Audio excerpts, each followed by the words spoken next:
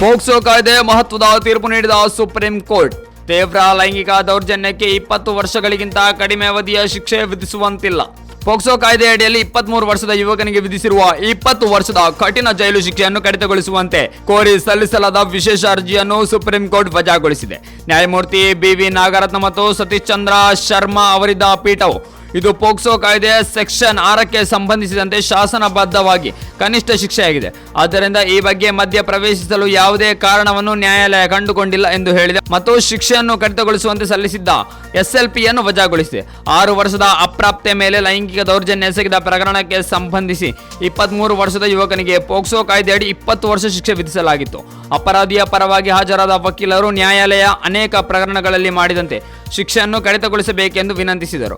ಅರ್ಜಿದಾರರಿಗೆ ಕೇವಲ 23 ವರ್ಷ ವಯಸ್ಸಾಗಿದ್ದು 20 ವರ್ಷ ಜೈಲಿನಲ್ಲಿ ಕಳೆಯುವುದರಿಂದ ಅವರ ಜೀವನದ ಮೇಲೆ ಪರಿಣಾಮ ಬೀರುತ್ತದೆ. FIR ದಾಖಲಿಸುವಲ್ಲಿ 6 ದಿನಗಳ ವಿಳಂಬವಾಗಿದೆ ಎಂದು ಕೋರ್ಟ್ನಲ್ಲಿ ವಾದಿಸಿದರು. ಆದರೆ ನ್ಯಾಯಾಲಯ ಅರ್ಜಿಯನ್ನು ವಜಾಗೊಳಿಸಿದೆ.